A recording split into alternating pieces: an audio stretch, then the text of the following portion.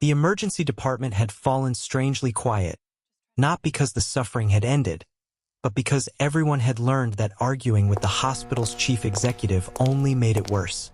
An elderly man lay on a gurney beneath unforgiving white lights, his breathing shallow, his trembling fingers wrapped around the faded wedding ring he had worn for nearly 60 years, while his daughter pleaded with every passing doctor to reconsider the decision that had just condemned him to wait for a procedure his failing heart could not afford to postpone. Around them, monitors continued their indifferent rhythm, stretchers rolled past polished floors, antiseptic drifted through the chilled air, and no one dared to speak louder than a whisper because one signature from the executive office had become more powerful than every oath hanging on the hospital walls. Employees called him the Iron Director when patients could not hear. Families simply called him the man who never changed his mind. His real name was Victor Hale, and for more than a decade he had transformed the hospital into the most profitable medical center in the state, but every improvement had come with another policy, another restriction, another calculation proving that efficiency mattered more than compassion. Nurses avoided making eye contact when difficult conversations began because they already knew how they would end. Junior doctors memorized policies more carefully than symptoms. Security guards recognized the look of hopelessness before relatives ever reached the reception desk. Fear had become another department inside the building, one that required no uniforms because everyone carried it naturally. Then the elevator doors opened with a soft mechanical chime, and a young nurse stepped into the corridor carrying nothing more remarkable than a neatly folded uniform, a small canvas lunch bag, and a weathered leather notebook tucked beneath her arm. Her name badge read Evelyn Brooks, though nobody noticed it at first because first days rarely mattered in places where new employees usually learned one lesson before lunchtime. Keep your head down, follow orders, and never question the executive office. She paused only briefly, taking in the waiting room where exhaustion sat heavier than the fluorescent light itself. A little boy slept across 3 plastic chairs while his mother covered him with her own sweater. An elderly volunteer slowly refilled paper cups beside the coffee machine. Somewhere behind closed doors, someone cried without making a sound. Evelyn had worked in busy hospitals before, but this silence felt different. It did not belong to grief. It belonged to surrender. Before checking in with human resources, she noticed the daughter standing beside the elderly patient, desperately trying to convince another physician to intervene. The physician listened with genuine sympathy before quietly lowering his eyes. He apologized without using the word sorry because apologies had become dangerous. The daughter finally whispered, "He's getting worse. Please don't let paperwork decide whether my father lives." The physician looked toward the administrative offices before answering so softly that only Evelyn could hear. "I don't have permission." Those 4 words settled over the hallway like cold rain. Evelyn watched the man's oxygen levels flicker on the monitor. His skin had taken on the gray tone every experienced nurse recognized immediately. Waiting was no longer a neutral choice. Waiting had become its own medical emergency. She walked closer, introduced herself despite not officially being on duty, and gently placed 2 fingers against the patient's wrist. The pulse was irregular, weaker than the chart suggested. She asked permission to review his file. The daughter nodded with desperate hope. Inside the digital records, Evelyn found pages of laboratory results, consultation notes, insurance reviews, and administrative approvals. Everything appeared complete until one handwritten document caught her attention after being scanned years earlier. It was almost invisible among hundreds of files because no algorithm considered it important. Most people would never have opened it. Evelyn did. The faded note had been written by a cardiologist now long retired. It described a rare complication unique to the patient's condition and recommended that any future deterioration be treated immediately regardless of scheduling protocols because delay dramatically increased the risk of irreversible damage. The recommendation had never been deleted. It had simply been buried beneath newer policies that nobody questioned anymore. Evelyn read it twice, then a third time. She quietly asked the attending physician whether he had seen the archived recommendation. His expression changed the instant she showed him the document. "I didn't even know this existed," he admitted. "Neither did anyone else," Evelyn replied. "But it's still part of his medical record." The physician hesitated. He knew she was right. He also knew overriding executive policy could cost him his position. Around them, several nurses exchanged nervous glances. One gently shook her head, silently begging Evelyn not to continue. Another whispered that it was her first morning and she should not ruin her career before receiving her locker assignment. Yet Evelyn looked once more at the elderly man struggling for every breath and realized careers could always be rebuilt while lives could not. She calmly contacted the surgical coordinator and requested immediate reassessment based on the archived specialist recommendation. Within minutes, the request reached the executive floor. Upstairs, Victor Hale interrupted a financial planning meeting after reading the notification. His jaw tightened. The policy had been challenged. Not by a department chief, not by a senior surgeon, by a nurse whose employee paperwork had barely finished processing. Without raising his voice, he instructed his assistant to bring the new hire directly to his office. Downstairs, word traveled faster than any emergency alert. Nurses stopped talking when Evelyn passed. Orderlies stepped aside. Even physicians looked at her with quiet sympathy, convinced they were witnessing someone walk toward the shortest career in hospital history. Before leaving, Evelyn leaned toward the frightened daughter and gently squeezed her hand. "No matter what happens next," she said softly, "your father deserved someone to look at every page before giving up." The daughter could not answer. Tears had already spoken for her. Moments later, the elevator doors closed around Evelyn as they carried her toward the highest floor, where polished marble replaced worn linoleum and silence carried a different meaning. She looked down once at the weathered leather notebook she had carried since nursing school, slipped it back beneath her arm, and stepped into the executive corridor without hesitation. The receptionist refused to meet her eyes as she pointed toward the enormous oak doors waiting at the end of the hall. Behind them sat the man every employee feared. As Evelyn reached for the polished brass handle, the office door slowly opened before she could knock, and Victor Hale looked directly at her with an expression impossible to read before saying only 5 quiet words that instantly changed the air between them. "I've been expecting someone like you." Victor Hale's words settled over the office with unsettling calm, carrying none of the anger Evelyn had prepared herself to face, yet somehow sounding even more dangerous because they revealed nothing. The expansive room overlooked the city through towering windows where ambulances appeared no larger than toys weaving through distant traffic, a reminder that every decision made behind these polished walls reached lives far below. Awards lined one wall in perfect symmetry, financial reports occupied another, and framed newspaper headlines celebrated the hospital's astonishing growth. But nowhere could Evelyn find a photograph of a patient, a family, or a life restored. It was as though success had slowly erased the reason success had mattered in the first place. Victor remained standing behind his desk, studying her with the careful attention of a man accustomed to reading weakness before anyone else noticed it. He asked no questions about her background or her first day. Instead, he slid the archived medical recommendation across the desk and asked why she believed one forgotten note deserved to outweigh years of established policy. Evelyn answered without raising her voice. She explained that policies were written to protect patients, not replace judgment, and that the document had never been revoked by any physician qualified to do so. She spoke with quiet certainty, never challenging his authority directly, only reminding him of the responsibility that authority carried. Victor listened without interruption, though his expression remained unreadable. Finally, he replied that hospitals could not survive on emotion alone. Every exception became another precedent. Every precedent became another financial burden.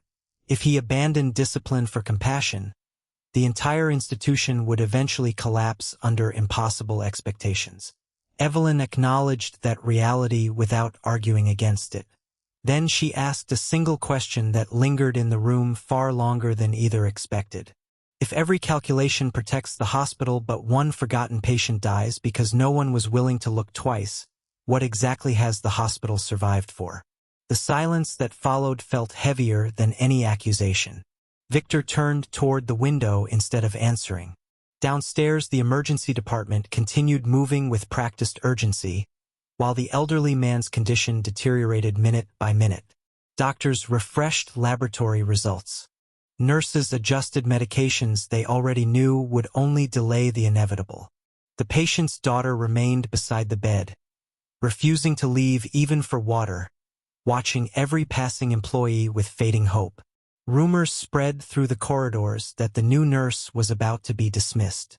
Some staff members quietly admired her courage. Others believed courage without strategy accomplished nothing. Yet almost everyone agreed on one point. Nobody had ever spoken to Victor Hale the way she just had and remained employed afterward. At that same moment, another emergency shattered the routine. A commuter bus had collided with a delivery truck several miles away, and the first ambulances were already racing toward the hospital. Trauma bays filled before stretchers even crossed the entrance. Surgeons abandoned meetings. Respiratory therapists sprinted through hallways. Blood bank personnel activated emergency protocols. Every available nurse was urgently reassigned, leaving no room for hesitation. The hospital transformed from controlled tension into organized chaos within minutes. Victor immediately shifted into command mode, issuing precise instructions that demonstrated why even his harshest critics admitted he possessed extraordinary leadership during disasters. Resources were allocated. Operating rooms were prepared. Specialists were called in from home. His decisions were fast, logical, and remarkably effective. Evelyn watched closely. Beneath the rigid administrator was a man capable of astonishing clarity under pressure. The contradiction unsettled her. Someone who understood emergencies this well should have recognized the elderly man's crisis without needing persuasion. Before she could speak again, Victor received an update from the emergency department. One trauma patient required the last available cardiac operating suite, the very room that could also save the elderly man if immediate intervention were approved. 2 lives now depended on one impossible decision. The room fell still. Protocol favored the younger trauma victim with statistically better survival odds. Compassion urged another look at the man who had already waited too long because of bureaucracy. Numbers pointed one direction. Conscience pointed another. Victor stared at the reports in front of him as if hoping one would somehow erase the other. Evelyn did not demand an answer. She simply stood beside the desk, waiting. Seconds stretched into something almost unbearable. Outside the office, footsteps echoed faintly before disappearing again. Phones rang somewhere beyond the closed door, then stopped. The ventilation system hummed softly through the ceiling. Neither of them spoke. In that near silence, Victor's eyes drifted toward a small wooden box resting almost unnoticed on a bookshelf behind his desk. It was the only personal object in the entire office. He walked to it slowly, opened the lid, and removed a faded hospital identification bracelet that had clearly belonged to a child many years earlier. His fingers trembled almost imperceptibly as he held it. For the first time, his carefully controlled expression cracked. He whispered, almost to himself, that delays had consequences no balance sheet could measure. Evelyn remained silent. She sensed the memory unfolding behind his eyes was far older than this conversation.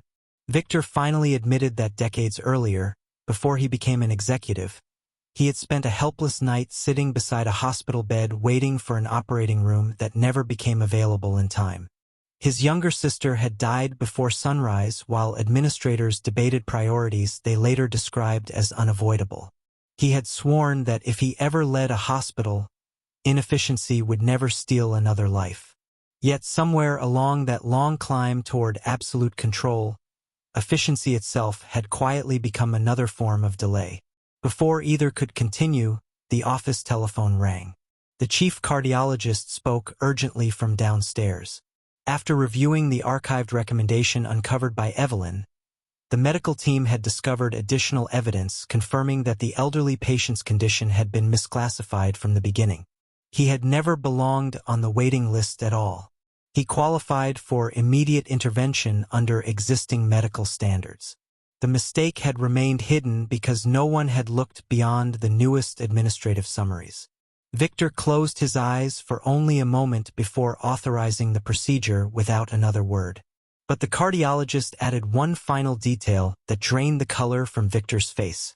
The retired physician who had written the original recommendation had included a personal note explaining why he had been so determined to protect that patient. Years earlier, during a devastating highway accident, the elderly man had risked his own life to rescue several strangers from a burning vehicle, including a frightened little girl who survived only because he refused to leave her behind. Victor asked quietly for the rescued child's name. The answer reached him like an echo from another lifetime. It was the name of his own sister. He slowly lowered the receiver, realizing the man he had nearly condemned through policy was the very stranger whose courage had once given his family years they otherwise would never have shared. And in that single breathtaking revelation, everything he believed about justice, debt, and leadership began to collapse beneath the weight of forgotten gratitude. The operating room doors closed with a gentle hiss, and for the first time in years Victor Hale did not watch them as the hospital's chief executive. He watched them as a man whose certainty had been shattered by the quiet courage of another human being. Every polished hallway that had once reflected authority now seemed to reflect questions he had spent decades refusing to ask. Outside the surgical suite, the elderly patient's daughter sat with trembling hands clasped together, unaware that the executive whose signature had nearly cost her father his life now stood only a few steps away, wrestling with a truth no board meeting or financial report could solve. Evelyn remained nearby, not because anyone had ordered her to stay, but because nurses understand that some moments require nothing except a calm presence. She said nothing. She did not need to. Sometimes compassion speaks most clearly when it refuses to compete with another person's silence. Hours passed beneath the soft rhythm of monitors, distant footsteps, and whispered updates passing from one department to another. Staff members glanced curiously through windows as rumors spread faster than official announcements. The feared executive had personally authorized the emergency surgery. He had canceled an afternoon meeting with investors. He had remained outside the operating room instead of returning to the executive floor. No one could remember anything like it. Some assumed it was temporary. Others believed the pressure of the day's emergencies had simply overwhelmed him. Only Evelyn sensed that something much deeper had begun. When the lead surgeon finally emerged, exhaustion lined every feature of his face before a slow smile appeared. The operation had succeeded. The damaged artery had been repaired just in time. Recovery would be long, but the man was alive. Relief swept through the hallway like sunlight breaking through heavy clouds. The patient's daughter covered her face and wept without restraint, her tears carrying hours of fear out of her all at once. Victor watched from a respectful distance before quietly approaching her. For several seconds he searched for words powerful enough to carry the weight of what almost happened. None came. Instead he simply said that he was sorry. Not the carefully constructed apology of an executive protecting his reputation, but the honest apology of a man finally willing to stand beside the consequences of his own decisions.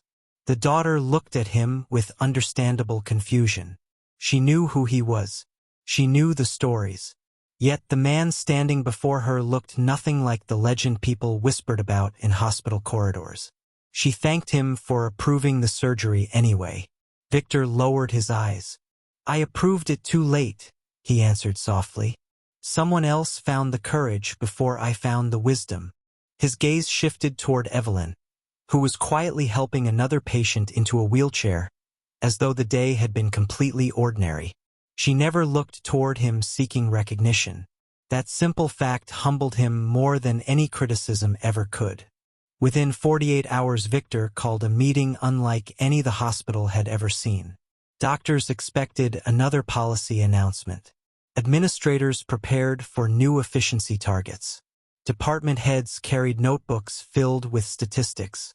Instead, Victor walked to the front of the auditorium carrying only the worn hospital bracelet that had belonged to his sister and the faded handwritten recommendation Evelyn had uncovered.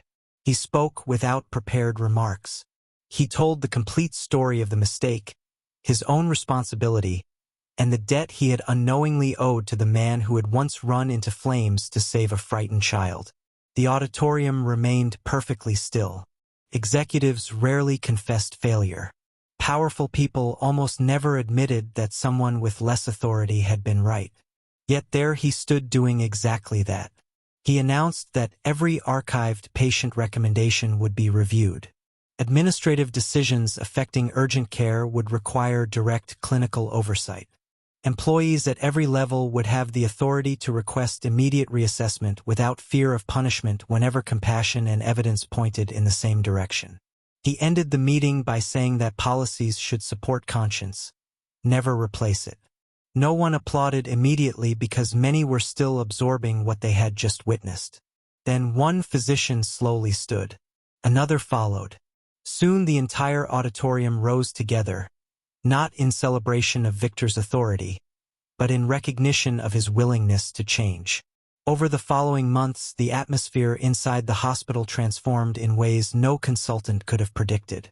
Nurses spoke with greater confidence because they knew thoughtful questions would be heard rather than silenced. Junior doctors no longer felt forced to choose between policy and professional judgment. Families noticed something impossible to measure on financial statements. People listened longer. They explained more carefully. They looked patients in the eyes instead of only at computer screens. The hospital did not become perfect. Emergencies still arrived without warning. Resources still had limits. Difficult choices still had to be made. But fear no longer guided those choices. Responsibility did.